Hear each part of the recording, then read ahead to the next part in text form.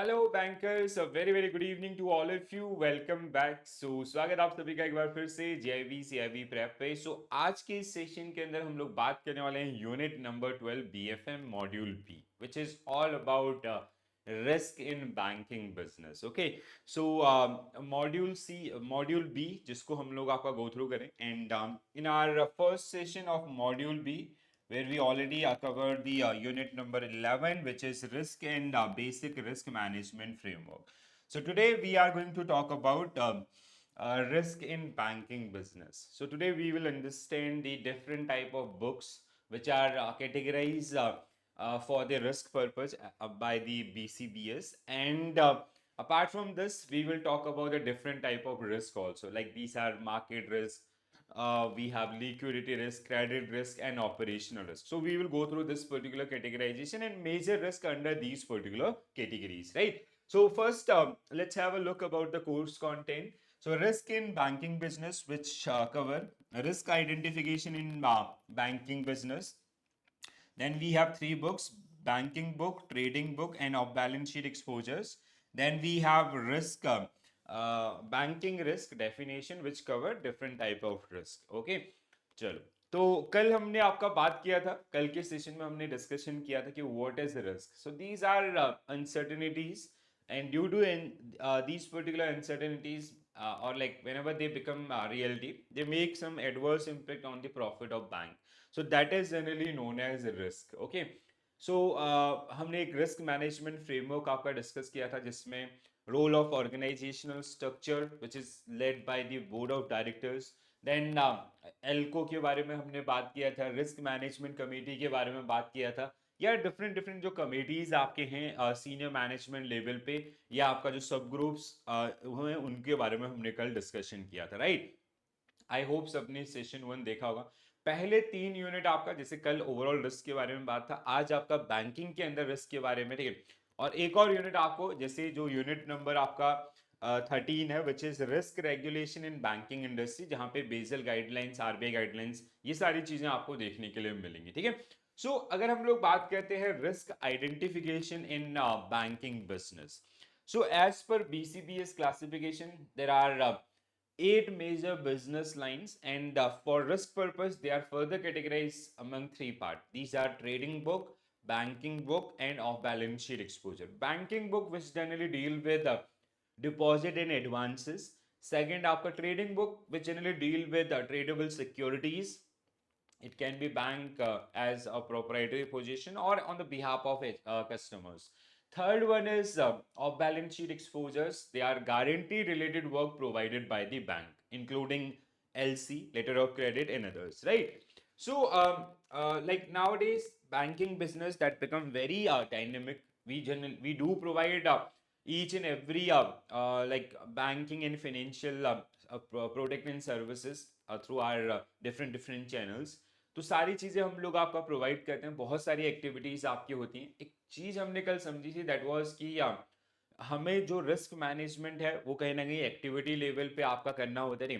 So we have to plan risk management and activities simultaneously. We cannot wait ki first we will do the activities then we'll plan the risk management or vice versa, right? तो बहुत सारी activities आपकी होती हैं, और banking business is completely it's a business of risk basically, because we are accepting deposit, we are taking liabilities, and we are lending that money to someone else in case of banking book, even in trading book, or even in off balance sheet exposures. तो risk taking is our business, ठीक है? वो हमारा business है, तो proper management planning आपका जो जरूरी होता है, ठीक है? So banking business line are many and varied. Like we have commercial banking, corporate finance, retail banking, trading and investment activities. Then we have various financial services from the main business line of banking. Banks, within each lines of business there are subgroups, and each subgroup contain a variety of financial activities, okay? So as per, like, once we'll come to this, so we have eight business lines as per BCBS classification. And under these eight business line, let's say retail banking, okay? So under retail banking there are so many subgroups or sub activities also, right? So as per the classification, or like हर एक activity के अंदर आपका एक risk involve रहते हैं, ठीक है. So that we are going to understand in this particular session, ठीक है. सो bank clients may vary from retail customer to segment retail consumer segment to mid market corporate and large corporate financial institutions. Services may differ appropriately for each segment, even for similar services also, like for saving account, for current accounts, and even we have different variation in our common product, right? So like retail banking में usually बहुत कम होते हैं because they are designed for the masses. But in case of wholesale banking, corporate banking, so वहां पे आपको variations जो देखने के लिए मिलेंगे. So as per BCBS classification, these are the 8 business lines, जहां पे मतलब यहाँ पे क्या किया गया है कि जो बैंक की सारी एक्टिविटीज आपके हैं उनको 8 बिजनेस लाइन में. अब ये लाइन ना थोड़ा आपको हेल्प करेंगे, जैसे कल के डेट में हम ऑपरेशनल रिस्क आपका, जिसमें आपका स्टैंडर्डाइज अप्रोच या न्यू स्टैंडर्डाइज अप्रोच को पढ़ेंगे, तो gross income of that particular business line, और उसका हम लोग आपका बीटा फैक्टर्स, जो हम लाइक जैसे for retail banking it is 12%, कुछ के लिए 15%, कुछ के लिए 18%, जिससे हम रिस्क कैलकुलेशन में भी इसको यूज करेंगे, ठीक है. तो ये हमेशा आपके साथ आने वाले समय में काफी लंबे समय तक आपके साथ रहेंगे. So please do take care about these things, ठीक है. So we have 8 business line, जिसमें से आपका अगर हम लोग बात करें सबसे पहले कॉर्पोरेट फाइनेंस, विच इंक्लूड सब ग्रुप्स. इसमें आपका कॉर्पोरेट फाइनेंस, म्यूनिसिपल और government finance, merchant banking, advisory services, which include mergers and acquisition, underwriting, privatization, securitization, research, debt, equity, syndication, IPO, secondary, private placements. Okay, so these services are generally categorized under your corporate finance. Then we have trading and sales, which include sales, marketing, proprietary position, and treasury. So where we have fixed income, equity, foreign exchange, commodities, credit, funding, owned position securities, lending and repos, brokerage, debt prime brokerage, ठीक है. Retail banking, we have retail banking, जिसमें आपका retail banking, private banking, card services, these are the sub groups. So जहां पे retail lending and deposit, bank services, trust and estate, इसके अलावा private lending and deposits, bank services, trust and estate and investment advice, ठीक है. Then next one we have, this is the fourth one, commercial banking, which include project finance, real estate, export finance, trade finance, factoring, leasing, forfeiting, lending, guarantee, bill of exchange. So they are generally part of your commercial banking, ठीक है. And the remaining four are, इसके अलावा payment and settlement, तो आपका external clients, payment and collections, fund transfer, clearing and settlement. इसके अलावा custody and corporate agency, तो जिसमें आपका escrow accounts, depository receipt, securities, lending, corporate actions, issuer and paying agents, ठीक है. इसके अलावा आपका एसेट मैनेजमेंट, विच इंक्लूड आपका एसेट मैनेजमेंट, कॉर्पोरेट ट्रस्ट, आपका discretionary fund management, non discretionary fund management, so it is part of this one only, sorry. Pooled, आपका segregated, retail, institutional, closed and open private equity, and we have pooled this closed and open again. Then final one we have retail brokerage. So retail brokerage, execution and full services. So as per the BCBS classification, these are the 8 core business lines, जहां मतलब जो banking की जितनी सारी activities होती हैं, they can be categorize among these 8 business line, ठीक है. तो ये थोड़ा सा आपको ध्यान रखने, 8 numbers at least others business line, because while we'll calculate RAROC और while we calculate operational risk, तो वहां पे आपको इनको ये दोबारा से रिपीट होंगे, ठीक है. तो थोड़ा सा इनको आपका ध्यान रखें, ठीक है. So now these all 8 business line risk wise categorized among 3 part, ठीक है. तो अगर हम इनमें रिस्क कैलकुलेशन देखते हैं, तो रिस्क वाइज इन 8 बिजनेस लाइन को आपका कैटेगराइज किया गया 3 पार्ट में, आपका banking book, trading book, and off balance sheet exposures. So from the risk management point of view, banking business line may be grouped broadly under following head. First one is banking book, second one is trading book, and third one is off balance sheet exposure. अगर हम लोग बात करते हैं banking book का, ठीक है, so banking book में जनरली क्या आता है, deposit and advances. That means आपका यहाँ पे जो कॉन्सेप्ट है, accrual base of accounting will be follow, ठीक है। इसके अलावा they held till maturity most of time, ठीक है। They are not subject to M2M, mark to market. जैसे trading are generally subject matter of M2M, ठीक है, जहाँ पे मार्जिन आपका डेली बेसिस पे मेंटेन करना होता है ना, ठीक है। ट्रेडिंग आपका जो ट्रेडेबल सिक्योरिटीज आपकी होती है उनसे related, and of balance sheet आपका जो कहीं ना कहीं गारंटी से रिलेटेड आपका होता है। सो आइए एक एक करके आपका इन सबको समझेंगे, और कुछ इंपॉर्टेंट एस्पेक्ट जो आपको ध्यान रखने होते हैं, जो एग्जामिनेशन में बहुत बार पूछे जाते हैं, ठीक है। So the banking book include all advances and deposit and borrowings which usually arise from commercial and retail banking operations, ठीक है। तो ये दोनों को आपका जनरली ये इंक्लूड कर रहा होता है मेजरली, ठीक है। So the all asset and liabilities in banking book have the following characteristics. Please do remember this particular one. This part is very very important. कई बार वो आपको पूछता है कि which of the following is a feature or which of the following is not a feature of banking book या आपका trading book या off balance sheet exposures, ठीक है। So they are normally held until maturity, जैसे हम से आपका FD RD या लोन या डिपॉजिट, तो we have this particular feature, ठीक है। Accrual system of accounting is applied, ठीक है। सो वो EMI कैलकुलेशन हो या इंटरेस्ट आपका जो एक फिक्स रेट ऑफ इंटरेस्ट होता है, एंड उसी के हिसाब से आपकी कैलकुलेशंस होती हैं, ठीक है। इसके अलावा they are not subject to M2M, mark to market. इनमें जनरली आपका ऐसा नहीं कि जैसे सिक्योरिटीज में क्या होता है, आपका डेली बेसिस पे या पर सेकंड के हिसाब से उनके प्राइसेस चेंज होते रहते हैं। Accordingly we have to maintain margin और even their portfolio values will get change, ठीक है। बट यहाँ पे वो चीज नहीं होगी आपका, ठीक है। इसके अलावा they attract capital charge on credit risk and not on market risk, ठीक है। तो यहाँ पे आपका ऑब्लिगर रिस्क होता है, जैसे हमने लोन दिया कस्टमर को, so there is a probability of default, right. तो ये जो कैपिटल चार्ज होगा बैंकिंग बुक के अगेंस्ट में, that will be against a credit risk, right. तो बैंकिंग बुक आपका पहला, प्लीज ध्यान से पढ़ें, ध्यान से सुने, इसको इंपॉर्टेंट है, ठीक है। सेकेंड वन आपका trading book. So trading book mostly comprise fix income securities, equities, foreign exchange holding, commodities, etc., held by bank on its own account as a proprietary position.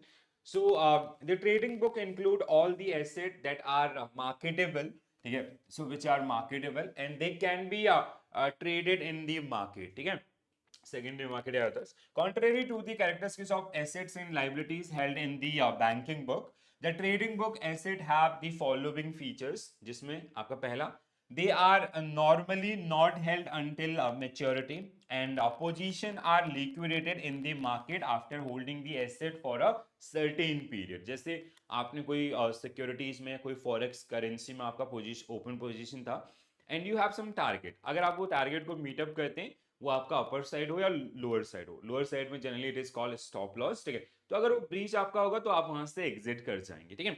सो ये आपका एक नॉर्मल रहता है, ठीक है। दूसरा, mark to market system is followed, M2M आपका इसमें फॉलो होगा, ठीक है। And differences between the market price and the book value is taken to profit and losses to the account. जैसे 100 करोड़ रुपीस का पोर्टफोलियो था एंड या कोई भी सिक्योरिटी हमने जिसको बाय किया, ठीक है, अगर उसमें कोई चेंजेस आते हैं, जो भी टारगेट्स में मीच होते हैं, तो डिफरेंस, जैसे हमने कोई 100 रुपए में खरीदा, 110 में बेचा, सो 10 रुपीज इज योर प्रॉफिट। वहीं आपका अपोजिट साइड में 5 रुपीज हुआ, सपोज दैट योर आपका स्टॉप लॉस, और स्टॉप लॉस ट्रिगर हो जाता है तो it's a loss of 5 rupees per share, ठीक है।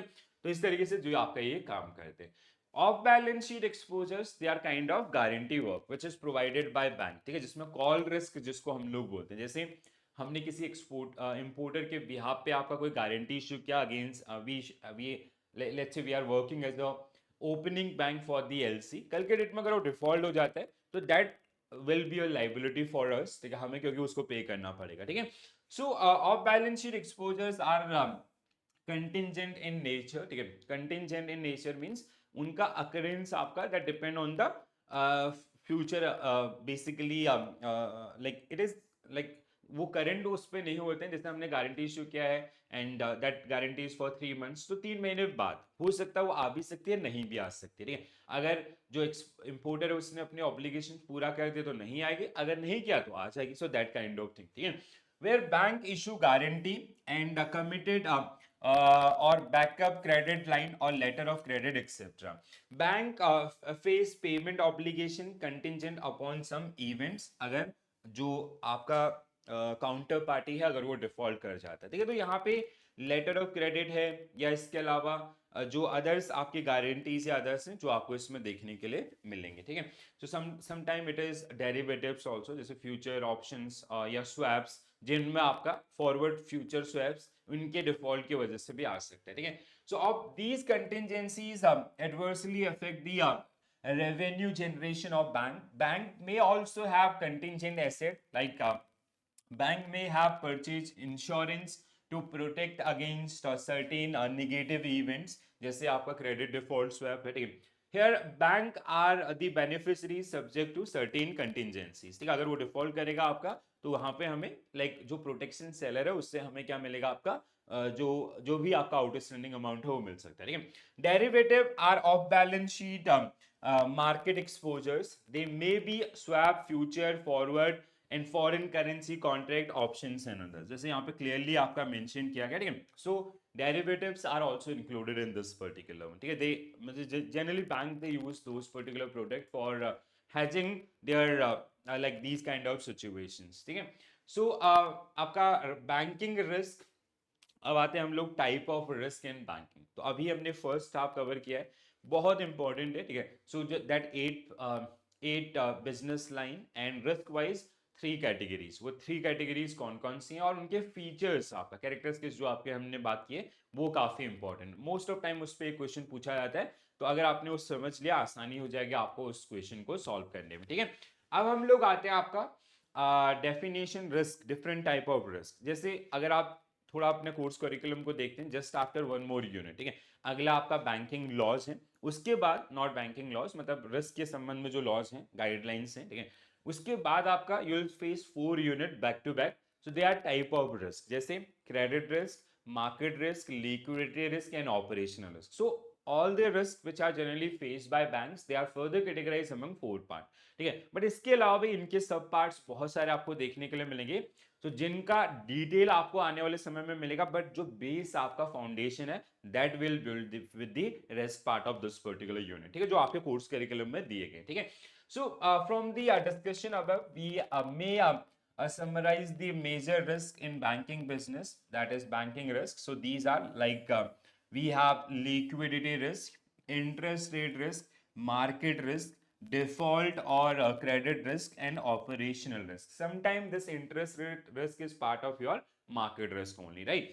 तो liquidity risk क्या होता है आपका, सिंपल सा, when bank won't be able to meet their short term obligations, ठीक है। जैसे किसी बैंक ने आपका डिपॉजिट एक्सेप्ट किए थे, ठीक है, एंड उन डिपॉजिट से उसने एसेट क्रिएट किया। अब मोस्ट ऑफ टाइम क्या होता है कि हमने जैसे मतलब हम प्लान करके चलते हैं कि जैसे आपका 1 ईयर का डिपॉजिट था, उससे 5 साल का आपका एसेट क्रिएट कर लिया, that is known as ALM, asset liability mismatch, ठीक है। तो अब 1 साल के बाद आपके ऊपर ऑब्लिगेशन है कि आपको जो भी डिपॉजिटर है उसको पे करना है। अगर वो आपके साथ उस डिपॉजिट को रिन्यू नहीं कर रहा है, तो in that case we do have some plan कि जो पुराने डिपॉजिट जो उस डेट पे मैच्योर हो रहे हैं या उसके आसपास हो रहे हैं उनसे हम पे ऑफ करते हैं। बट अगर वहां पे कोई डिफॉल्ट हो जाता है तो मे बी आपका बैंक ट्रैप सिचुएशन में आ सकता है, जहां पे वो जो कस्टमर्स की आपका जो ऑब्लिगेशन है उसको मीट अप नहीं कर पा रहा, so that is known as liquidity risk. So major is basically known as ALM, asset liability mismatch, जिसमें आपका कहीं ना कहीं जैसे फंडिंग रिस्क आपका है, ठीक है, funding risk can be your reason, ठीक है, जहां पे जो आपकी सोर्सेज ऑफ फंड्स हैं वो आपका टाइमली बेसिस पे डिपॉजिट नहीं कर रहे हैं या वो कहीं और जगह आपका चले गए, ऐसे बहुत सारे रीजन, ठीक है। दूसरा इंटरेस्ट रेट रिस्क आपका जो डायरेक्टली इंपैक्ट डालेगा आपके NII पे, नेट इंटरेस्ट इनकम के ऊपर, NII के ऊपर इफेक्ट आएगा तो NIM के ऊपर इफेक्ट आएगा, ठीक है। सो ऐसी कोई भी कंडीशन जिसकी वजह से इंटरेस्ट रेट आपका या जो इंटरेस्ट इनकम है उसके ऊपर एडवर्स इंपैक्ट पड़ रहा है, जैसे एम्बेडेड ऑप्शन, ठीक है। एम्बेडेड ऑप्शन इज लाइक जैसे हमने किसी कस्टमर को लोन दिया या कोई डिपॉजिट एक्सेप्ट किया, जहां पे एक जैसे अगर हमने आपका डिपॉजिट एक्सेप्ट किया 6% पर एनम के हिसाब से, ठीक है, फॉर 10 ईयर्स, FD उसने खुलाया 1 करोड़ का, और हम उससे हमने एसेट क्रिएट किया like I'll give you a live example. They say borrowing for the purpose of lending. This is our core business. ठीक है? So suppose that we accepted 1 crore rupees deposit at the rate of 6% per annum for 10 years. ठीक है? 10 साल के लिए हमारे पास ये deposit आया था. ठीक है? इससे हमने एसेट क्रिएट किया. Let's say we created asset 1 crore rupees आपका at the rate of 10%. ठीक है? So 10% per annum. Suppose that, and it is for suppose that 10 years only. ठीक है? अब देखो क्या है, presently your NII is how much 4%. ठीक है, या 400 basis point. So NII net interest income is how much 4% और 400 बेसिस पॉइंट. ठीक है, difference between these two. Now after 2 years suppose that there is a situation. ठीक है, अब क्या होता है कि after 2 years the interest rate goes up to 8% in the market. ठीक है, इंटरेस्ट रेट कहां पे पहुंच गया आपका 8% पे पहुंच गया. Now what this customer will do, अभी 8 साल बचे, वो क्या करेगा कि सर आप मेरा इसको प्रीमेच्योर कर दो, आप इसको यहाँ पे शिफ्ट कर दो. आपको मजबूरन करना पड़ेगा. ठीक है, तो ये ऑप्शन क्योंकि हमने उसको दिया हुआ है. So what happen in this particular case, अब आपका फॉर रिमेनिंग आपका 8 years your NII will decline to 2% only. ठीक है, पहले जो कितना था आपका 4% था. ऐसी सिचुएशन. या फिर अपोजिट केस ले लो. अपोजिट केस का मतलब इंडिया में जनरली क्या होता है कि जो डिपॉजिट एक्सेप्ट करते हैं वो फिक्स रेट पे, और जो लैंडिंग होती है that is mostly on floating rate. अब देखो क्या हुआ कि एक सिचुएशन तो हमने पहले समझा. दूसरी सिचुएशन, अगर एम्बेडेड ऑप्शन इसके पास, इसने एक लोन लिया था जिसको हमने ऑप्शन दिया था रीपेमेंट का. जब हमने इसको लोन दिया था तो इंटरेस्ट रेट थी आपका सपोज दैट मार्केट के अंदर आपका 15% पर एनम के हिसाब से हमने इसको दिया था, सिचुएशन 1. ठीक है, तो हमने 6% के बोरोविंग से इसको फाइनेंस किया था, तो 9% का आपका NII था. अब कल के डेट में क्या हुआ, interest rate came down to 10%. So now what he will do, वो क्या करेगा, आपका इसको आपका प्री क्लोजर के लिए देगा और आपका 15 से 10% में शिफ्ट हो जाएगा. So that will decline your NII. तो ऐसी situation they are generally known as interest rate risk आपका. ठीक है, आई होप समझ में आया होगा सबको. ठीक है, और अगर नहीं भी आया कोई बात नहीं, अभी हमारे पास बहुत बार ये चीजें आपके रिपीट होंगी. ठीक है, सो इनको हम लोग डिटेल में डिस्कस करेंगे. मार्केट रिस्क इज आपका simply adverse movement in the prices of market portfolios. जैसे हमारे पास 100 करोड़ का गोल्ड रखा है as a bank proprietary position. Government ने क्या किया, आपका गोल्ड के ऊपर कस्टम ड्यूटीज को डिक्रीज कर दिया. ठीक है, क्योंकि उनको सोवेरियन जो गोल्ड बॉन्ड्स है उनकी पेमेंट करनी थी. अब ऊपर करेंगे तो बहुत अमाउंट चला जाएगा, तो उन्होंने क्या किया, आपका इंपोर्ट ड्यूटीज को कम कर दिया. अब इंपोर्ट ड्यूटीज कम हुई तो धड़ाम से गोल्ड के प्राइसेस कम आ गए. अब कम हुआ तो उससे क्या हुआ, हम तो ओपन पोजीशन लेके चले थे, बाय पोजीशन, लॉन्ग पोजीशन, तो उसकी वजह से पोर्टफोलियो में नुकसान हुआ. These kind of situation. ठीक है, डिफॉल्ट और क्रेडिट रिस्क NPA बहुत सिंपल है. ठीक है, इट कैन बी आपका जैसे इंटरनेशनल, उसमें हमने समझा था ना, कंट्री रिस्क और आपका commercial risk. Commercial which is related to the borrowers and country is borrowers country, right. Operational risk आपका due to failure of process procedures और humans technology, that is generally operational risk. ठीक है, तो ये सारे risk आपको जो इसमें देखने के लिए मिलेंगे. अब इनके थोड़ा सा कुछ इंपॉर्टेंट पॉइंटर्स जो आपके इस पर्टिकुलर यूनिट के अंदर दिए गए हैं, जिनकी अंडरस्टैंडिंग अगर आपने अभी बना ली तो जब कल के डेट में आप वो टाइप ऑफ रिस्क पढ़ोगे ना, आपके लिए बहुत आसान होगा. तो इसलिए मैं बोलता हूँ कि पहले 3 यूनिट बहुत अच्छे से पढ़िए, प्यार से पढ़िए. ठीक है, टाइम लेके पढ़िए, बट एक आपका फंडामेंटल बनाएगी अगले आपका 5 से 6 यूनिट के लिए. ठीक है, so liquidity risk. The liquidity risk of bank arise mainly from funding of long-term asset by short-term liabilities. That means banking business is borrowing for the purpose of lending. जैसे हमने 1 साल के लिए डिपॉजिट एक्सेप्ट किया था, उससे हमने asset create कर दिया 5 साल के लिए. ठीक है, अब 1 साल के एंड में वी हैव दिस ऑब्लिगेशन. ठीक है, 1 साल के एंड में हमें इसको पैसा वापस करना होगा. अब वो पैसा वापस जब करेंगे तो हमने कुछ सोर्स, अब ऐसा नहीं कि बैंक ब्लाइंड चलेगा, उसने भी कुछ सोर्स प्लान किए हुए हैं, बट वो सोर्स अगर कहीं से फट गया, वो NPA हो गया, वो नहीं कर पाया अपनी कमिटमेंट मीट, तो गड़बड़ होगा, तो उसमें हमें ट्रेजरी की हेल्प लेनी पड़ेगी. ठीक है, so therefore thereby making a liability is subject to a rollover or refinance risk. Liquidity risk is defined the inability to obtain fund to meet cash flows obligation at a reasonable rate. आप देखो यहाँ पे reasonable rate का मतलब we do have two type of liquidity risk. पहला आपका it can be कि जैसे आपको एक मार्केट पोर्टफोलियो है, सपोज दैट, ठीक है, वी हैव अ पोर्टफोलियो, जैसे गोल्ड का ही हम एग्जांपल ले लेते हैं, 100 करोड़ का पोर्टफोलियो था, ठीक है। पहला सिचुएशन क्या था आपका कि वी कैन कि आपका जैसे हम उसको जो फेयर प्राइसेस थे उस पे नहीं बेच पा रहे थे, ठीक है। हमें एक सिचुएशन मिला कि यार चलो ठीक है, 100 करोड़ से इसकी वैल्यू हो गया 90 करोड़, यहाँ पे सेल आउट करके आपका एग्जिट कर जाओ, ठीक है। दिस इज एक तो सिचुएशन ये है, ठीक है। दूसरा सिचुएशन, दिस इज पार्शियल इनलिक्विड, इसको हम लोग बोलते हैं पार्शियली इनलिक्विड। दूसरा कंप्लीट इनलिक्विड। कई बार सिचुएशन ऐसी होती है कुछ सिक्योरिटीज में, खासकर जो इक्विटीज आपका शेयर्स है उसमें, वो कंप्लीट इलिक्विड बन जाता है, जैसे जेट एयरवेज है या फिर किंगफिशर एयरलाइंस है, सत्यम कंप्यूटर्स है, तो जिनके प्राइसेस गिरे और उसके बाद कभी रुके नहीं और इतनी तेजी से गिरे कि मतलब किसी को बेचने का there was no buyers, only sellers, तो that is known as completely illiquid, ठीक है। ऐसा सिचुएशन भी हो सकता है आपका मार्केट पोर्टफोलियो के अंदर, ठीक है। सो आपका जो लिक्विडिटी रिस्क है इसमें आपको तीन, पहला फंडिंग रिस्क, दूसरा टाइम रिस्क एंड तीसरा आपका call risk. Funding risk which is majorly related to your banking book, ठीक है। Call risk is related to your off balance sheet exposures, जहां पे कमिटमेंट्स आपका जो दिए गए थे फ्यूचर कॉल में वो पूरे नहीं हो रहे, ठीक है। Time risk risk can be related to this this और दिस, ठीक है, उस पाएंगे। तो फंडिंग रिस्क सबसे पहले पढ़ते हैं, ठीक है। So funding risk, the risk arise from need to replace net outflows due to unanticipated withdrawals or non-renewal of deposit, wholesale and retail और premature closure of term deposit। जैसे मैंने आपको एग्जांपल दिया था ना कि जैसे बोरोविंग लैंडिंग, ठीक है, बोरोविंग हमने किया था 1 करोड़ का eight the rate of 7% per annum, ठीक है, फॉर 10 years। दूसरा आपका लैंडिंग, इससे हमने एसेट क्रिएट किया लेट्स से 3% के एनआईआई पे, ठीक है, फॉर 10 years। अब प्रॉब्लम क्या हुई, मार्केट में चेंजेस आए, ठीक है। चेंजेस आने की वजह से जैसे दिस इंटरेस्ट रेट आपका 10% हो गया कुछ समय के बाद, और अब जो हमने इसको लोन दिया था वो तो बोलेगा नहीं नहीं खुद से कि हमारे लोन इंटरेस्ट बढ़ा दो, अगर ये फिक्स रेट पे है, ठीक है। तो it can create a issue for the bank. या फिर आपका जैसे this suppose that this is for 10 years and this asset was for suppose that this is for 1 year and this asset was for 3 years, ऐसा कुछ है। तो eight the end of first year, पहले साल के एंड में हमें क्या चाहिए होगा, will be requiring 1 crore rupees. तो अगर जो आपने प्लान डिपॉजिट किए थे वो नहीं आते हैं या रिन्यूअल नहीं होता उन डिपॉजिट का, या आपके जो सोर्सेज ऑफ फंड्स हैं वो आपका उसमें कुछ प्रॉब्लम आती है, so you may face this particular situation, ठीक है।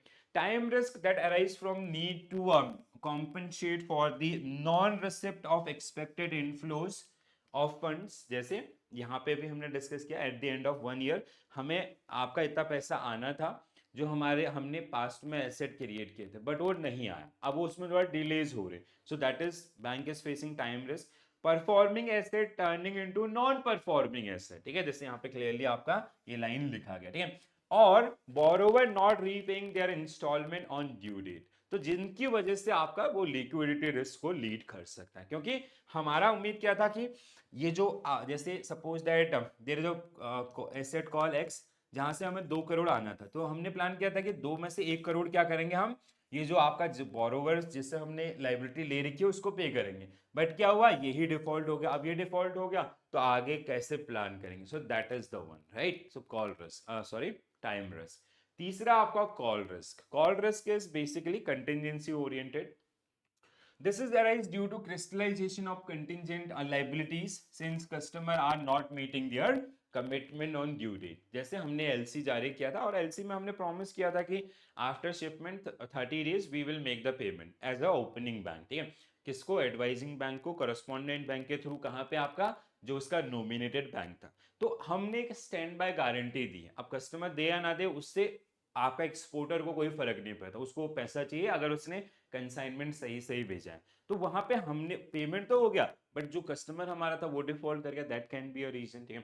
So this may also arise when bank may not be able to undertake profitable business opportunities when it arise, ठीक है। तो दैट इज द वन, ठीक है। तो ये तीन आपका जो लिक्विडिटी रिस्क के अंदर रहते हैं। अगला इंटरेस्ट रेट रिस्क, आपका interest rate risk is exposure of bank revenue to adverse movement in the interest rate. कैसे हो सकता है हमने समझा था, ठीक है। So interest rate risk refer to potential adverse impact on net interest income or net interest margin or market value of equity caused by changes in market interest rate.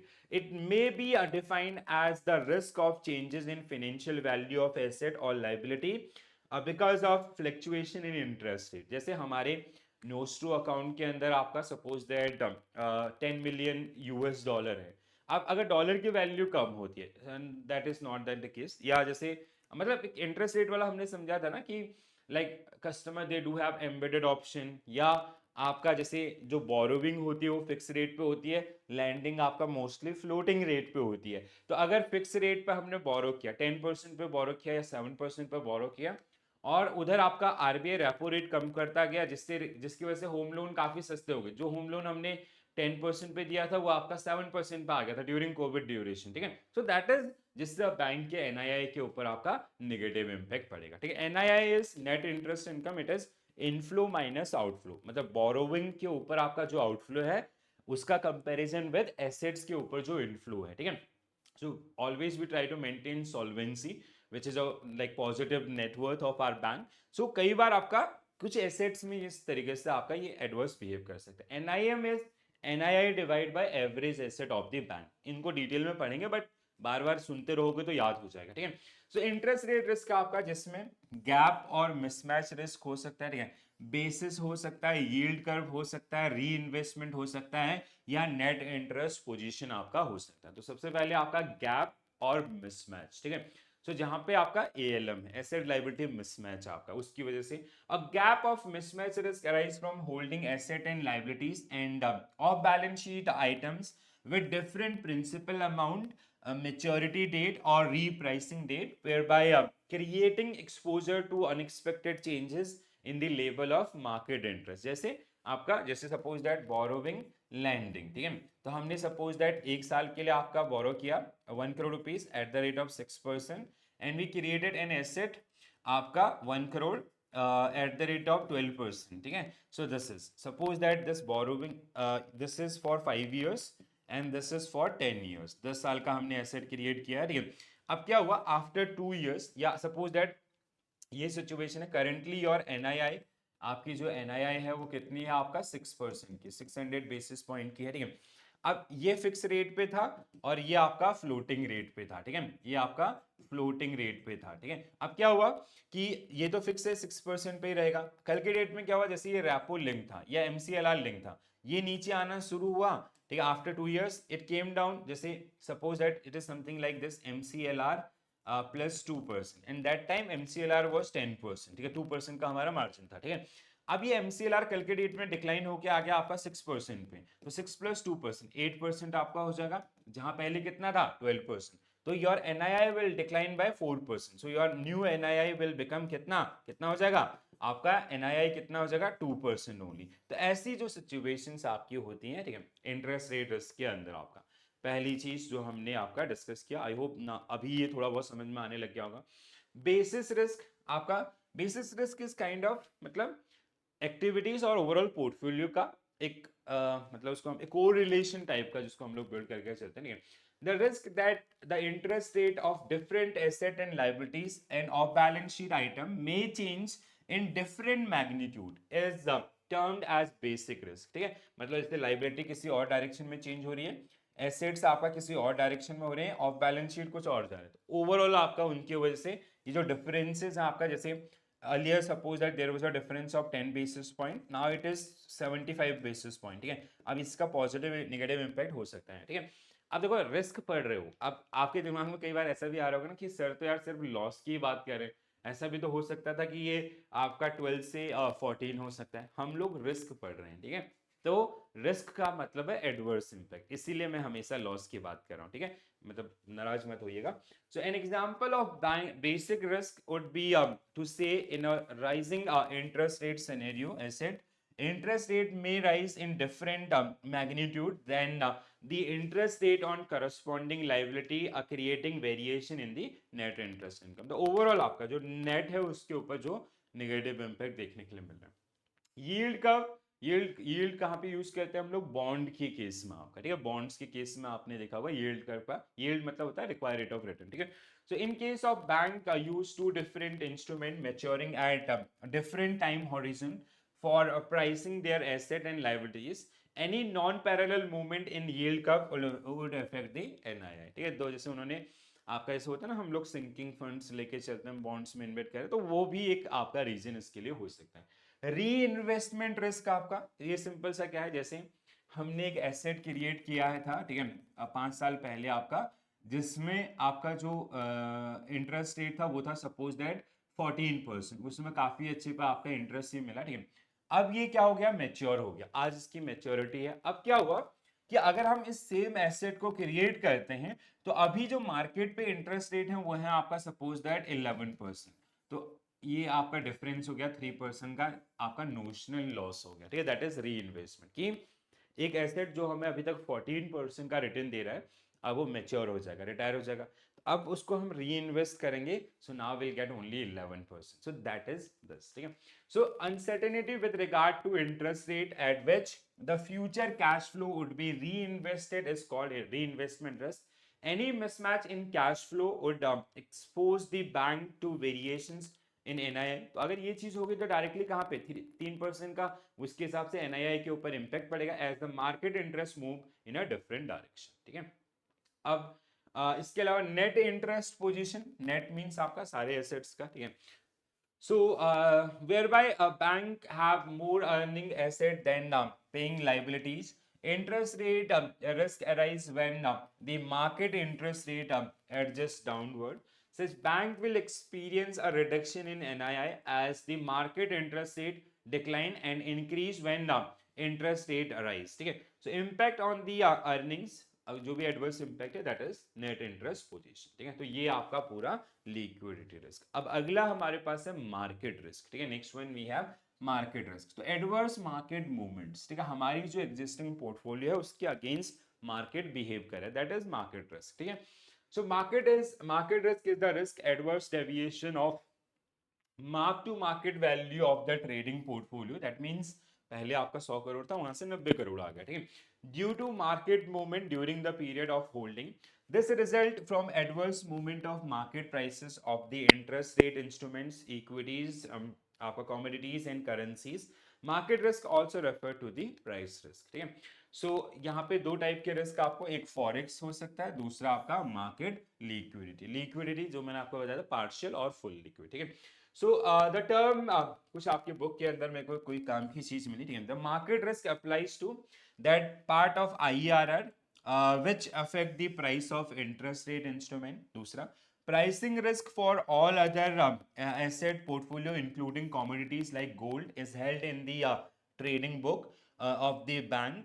इसके अलावा फॉरेन करेंसी रिस्क, ठीक है। तो ये तीन आपका जो इसमें, तो फॉरेक्स रिस्क क्या है आपका, जो फॉरेन करेंसी है उसमें एडवर्स मूवमेंट, ठीक है। जैसे मैंने आपको एग्जांपल दिया था ना कि हमारे नोस्ट्रो अकाउंट में 10 मिलियन यूएस डॉलर थे, now dollar value is getting down, तो हमने उनको रुपीज से डॉलर में लिया था, अब डॉलर की वैल्यू कम हो रही है, that means will make a loss, right. So forex risk is also term as exchange risk, that risk that bank may suffer losses as a result of adverse exchange rate movement during a period in which it has an open position. Either this market liquid risk, liquidity, market liquidity risk arises when bank is unable to conclude a large transaction in a particular instrument near the current market price. जैसे मैंने बताया था ना कि हमारी आपका gold के अंदर आपका पोजीशन थी, जैसे बजट में अनाउंसमेंट हुआ तो गोल्ड के प्राइसेस एकदम से नीचे आ गए, ठीक है। तो हमारी ओपन पोजीशन थी, या तो आपका हम उसको जो फेयर प्राइसेस में उस पर सेल नहीं कर पा रहे हैं, हम लॉस में उसको बेच रहे हैं, दैट इज रिस्क। या कई बार securities like Kingfisher Airlines 113 was the price, जहां से वो कम हुआ, धीरे धीरे कम होते होते गया ऐसा कि एकदम से आपका जीरो हो गया, ठीक है, मतलब नीचे आता गया और सीधा नीचे ही आया, मतलब कभी वो ऊपर नहीं गया। तो वहां पे एक सिचुएशन, एक टाइम ऐसा था जब there was no buyers, only sellers were available in that, तो दैट इज फुल इलिक्विड आपका, ठीक है। डिफॉल्ट और क्रेडिट रिस्क, ये तो आप लोग बहुत अच्छे से जानते हैं, so it is also known as borrower risk और ऑब्लिगर रिस्क, ठीक है। तो हमने किसी कस्टमर को लोन दिया and that party become default, ठीक है, वो आपका जो कमिटमेंट्स वो फुलफिल नहीं कर पा रही है। So credit risk is mostly simply defined as potential of a bank borrowers or counterparty fail to meet its obligations in accordance with the agreed term. For most bank loan and corporate bonds are the largest and most obvious source of credit risk, ठीक है। तो जिसमें आपका दो तरीके से, एक आपका काउंटर पार्टी रिस्क और दूसरा आपका country risk. Counter party risk is simple सा, हमने कस्टमर को लोन दिया और वो डिफॉल्ट हो गया, ठीक है। अब कस्टमर्स मतलब जहाँ पे रीजन कौन है, कस्टमर्स, इनएबिलिटी टू पे बाय द कस्टमर्स, और इट कैन बी इंटेंशनली और अनइंटेंशनली, ठीक है, उसकी कैपेसिटी से बाहर हो गया पहला। Country risk is in case of foreign buyers, ठीक है, किसी फॉरेन कंट्री के उसको हमने लोन दिया, now their country make some restrictions on India कि आप आपने वहां से इंडिया में पेमेंट नहीं कर सकते हो, सो that is beyond the control of that particular borrowers, ठीक है। तो इस तरीके से ये हमने आपका ईसीजीसी की पॉलिसीज में समझे थे, आई होप सबको याद होगा, ठीक है। So counter party risk, this is a variant of credit risk and is related to non-performance of trading partner due to counterparty refusal or inability to perform. The counterparty risk is generally viewed as a transit financial associated with trading in this business. ठीक है, पहला।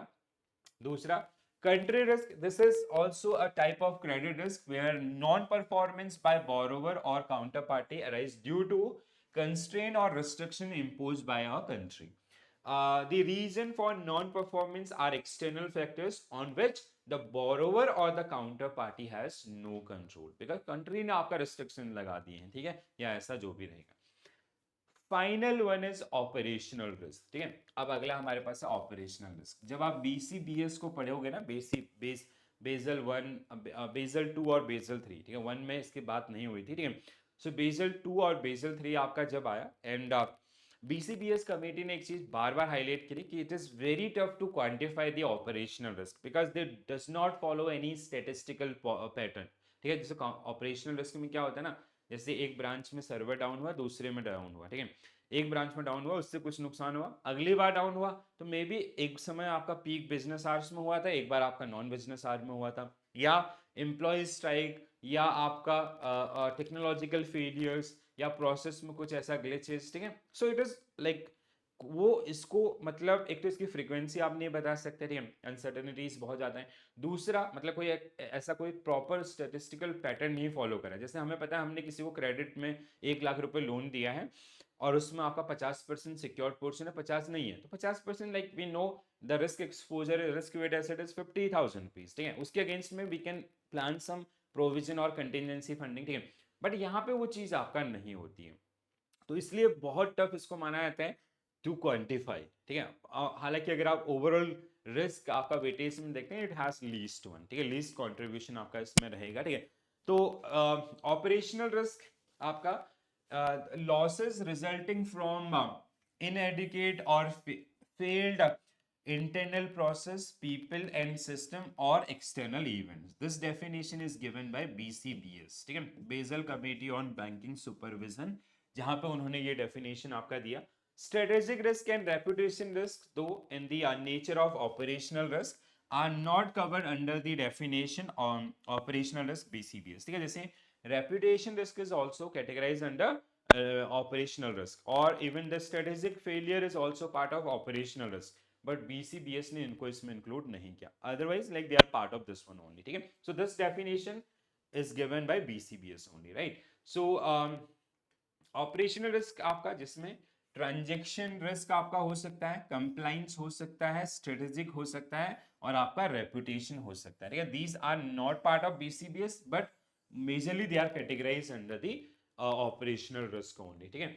सो transaction आपका कोई wrong transaction हो गया, ठीक है, 1,000 का 10,000 क्रेडिट कर दिया, या अदर्स जो भी आपको कुछ ऐसा हो सकता है, ठीक है। तो transaction risk is the risk arising from fraud, both internal and external, failed business process, and the inability to maintain business continuity and manage information. So that is transaction risk. Compliance risk आपका जो guidelines उनके संबंध में, ठीक है। Compliance risk is risk of legal or regulatory sanctions, financial losses or reputation loss that can be a bank may suffer as a result of its failure to comply with any or all of the applicable laws, regulation, code of conduct, and standard of good practices. It is also called integrity risk, since a bank reputation is closely linked to the adherence of principle of integrity and fair dealings, ठीक है। तो जैसे आपका compliances की जो guidelines हैं RBI की, वो प्रॉपर फॉलो नहीं करे तो RBI will make some penalty, और उससे कहीं ना कहीं आपका रेपुटेशन भी मार्केट में खराब होता है, ठीक है। स्ट्रेटेजिक आपका, when your strategy went in a wrong direction, ठीक है, आपने कोई नया प्रोडक्ट लॉन्च किया, अगर हम कोई नया प्रोडक्ट बनाएंगे सो विल स्पेंड लाइक बहुत सारा उस पर पैसा खर्च होता है, marketing and others. Product customer ने एक्सेप्टेंस आपका नहीं लिया, ठीक है, हमने लॉन्च किया तो वो आपका मार्केट में फेल हो गया, अब फेल हुआ तो खर्च तो हुआ है, लॉस तो हुआ है आपका, ठीक है। So when your strategy went wrong, ठीक है, strategic risk is the risk arising from adverse business decision, improper implementation of decision, or lack of responsiveness of the industry changes. This risk is function of the compatibility of an organization's strategic goal, business strategies developed to achieve those particular goals. Okay. Reputation risk is the risk that arise from negative public opinion. This risk may expose the institution to legitimize litigations, financial losses or a decline in customer base, ठीक है। जैसे आप मतलब कोई भी bank, let's say मतलब reputation risk is like that yes bank case. अब yes bank India का सबसे बड़ा प्राइवेट बैंक में से एक था उस समय, ठीक है। सो आपका कहीं ना कहीं जब कस्टमर ट्रस्ट आपका ब्रीच हुआ, क्योंकि कस्टमर अपना खुद का पैसा विड्रॉ नहीं कर पा रहे थे, सो दैट कहीं ना कहीं खाली यस बैंक पे सवाल नहीं उठा, सारे प्राइवेट बैंक के ऊपर सवाल उठा, ठीक है। वो तो अब आरबीआई, एनएसबीआई, आरबीआई का जो रिकंस्ट्रक्शन प्लान था उसकी वजह से आपका बैंक आज भी बहुत, आज की डेट में दोबारा से स्टेबल हो गया आपका। But this kind of situation जो लोगों के डर मन में एक डर डाल दे कि यार ये बैंक ऐसा है, प्राइवेट बैंक है, बंद हो सकता वाला, जो ये थॉट प्रोसेस है, और जो अभी भी बहुत जगह आपको देखने के लिए मिलेगा, जैसे कोऑपरेटिव बैंक्स के केस में आपका हुआ है या अदर्स, तो ये सब आपको जो इसमें देखने के लिए मिलेंगे, ठीक है। अगला आपका model risk. Model risk is basically we do adopt some kind of different methods and process and others. Failure of them is generally model risk. Okay? Model are designed to predict value of valuable variables for which it is specifically designed. Value of a given variable would depend upon one or more parameters which influence the value given to the variables. ठीक है, जैसे हम लोग करते हैं ना, like we use number of, जैसे var आपका value at risk model, for market risk calculation we have var, या जैसे for operational risk we have standardize approach और new standardize approach. These are the model. अब इन models में क्या होता है, we put number of data, जैसे var के केस में आपका वर्स्ट केस सिनेरियो आपका, इसके अलावा कॉन्फिडेंस लेवल, पास डेटा, तो अगर कुछ भी गड़बड़ होता है तो वो आपका डेटा जो आउटकम निकलेगा दैट विल बी रॉन्ग, ठीक है। तो वो आपका सिस्टम, तो कई बार ऐसा होता है we are adopting some model and they are giving wrong data for a time being, so that is the risk.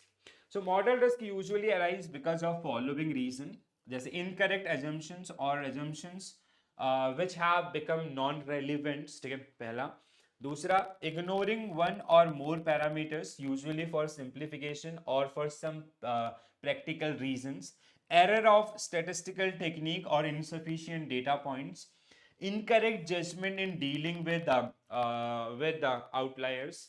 So these are some reasons, तो जो like बहुत आसान है, अंडरस्टैंडेबल है, ठीक है।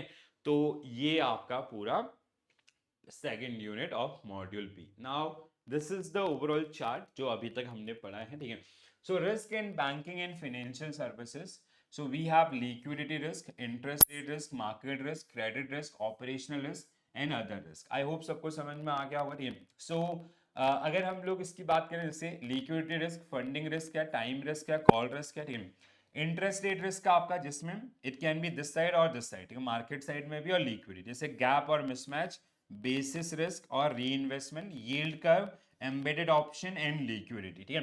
मार्केट रिस्क आपका forex, price and liquidation. Credit risk का आपका काउंटर पार्टी रिस्क, आपका काउंटर रिस्क। इसके अलावा ऑपरेशनल आपका फ्रॉड रिस्क, कम्युनिकेशन रिस्क।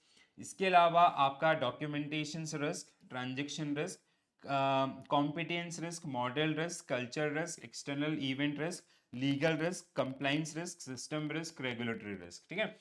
और अदर रिस्क में आपका रेपुटेशन एंड स्ट्रेटेजी, ठीक है। ये चार्ट जो है, this chart is given by BCBS, इसलिए इन्होंने इनको आपका अलग रखा हुआ, otherwise in normal discussion these two are generally part of your operational risk, ठीक है, इसीलिए उनको इसकी तरफ आपका इंक्लाइन किया गया, ठीक है। So now I hope guys you all are aware about this particular chart very well, because आज के सेशन में हमने ये सारी चीजें आपका जिनको डिस्कस किया, ठीक है। तो अगर कोई भी डाउट है किसी भी पॉइंटर के बारे में, just do mention in the comment section, और you can join my Telegram group which is GIB CIB Prep Official, so you can join this particular one.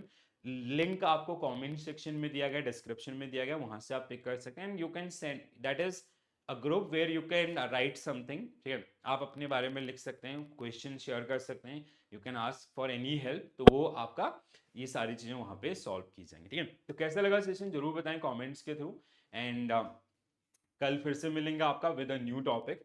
तो वन बाय वन आपका like the data what I am discussing here is more than enough. अगर आप मतलब fundamentally, आप में से बहुत सारे कैंडिडेट जो अलग अलग जगह कोर्सेज आपके लिए होंगे, तो you can compare with their classes and this class, ठीक है। आई एम नॉट सेइंग कि दे आर टीचिंग आपका कहीं ना कहीं खराब हो पढ़ा, नहीं, जो आपको वहां पे कोर्स कंटेंट मिलता है ना, वही यहाँ पे the difference is for that you have paid money and this is for free, ठीक है। तो मतलब आप वहां से पढ़ें, well and good, please continue that particular one, जैसे जहां से आपको समझ में आसान आ रहा है वहां से पढ़िए, but the only game is, CIB का गेम यही कहता है कि you have to be fundamentally sound. अगर आप फंडामेंटली क्लियर हैं, आपको चीजें पता है, तो अप्लाइड बेस्ड क्वेश्चन आसानी से सॉल्व होगा। आप कहीं से भी पढ़ो पढ़ो और बढ़िया से पढ़ो, आने वाले समय में सिलेक्शन लो, मतलब आपका एग्जाम क्लियर करो, और एडिशनल मॉनेटरी बेनिफिट्स हैं, क्यों इनको मिस करना, ठीक है। So that is the only mission, right. चलो, तो आज के लिए इतना ही करेंगे, कल फिर से आपका मिलेंगे। आपका जो मॉड्यूल बी, जिसका यूनिट 3 आपका, जिसको हम लोग डिस्कस करेंगे, ठीक है, रेगुलेशन, आपका रिस्क रेगुलेशन इन बैंकिंग, जिसमें RBI की गाइडलाइंस और बेसल का इंट्रोडक्शन कल हम लोग करने वाले हैं। बहुत इंपॉर्टेंट यूनिट है अगेन। देन उसके बाद बैक टू बैक आपका टाइप ऑफ रिस्क जो हमने पढ़े हैं वो सब आपको यहाँ पे मिलेंगे, ठीक है। तो आज के लिए इतना ही करेंगे guys, this is it from my side, thank you for watching this session, bye bye, take care all, have a nice day, thank you.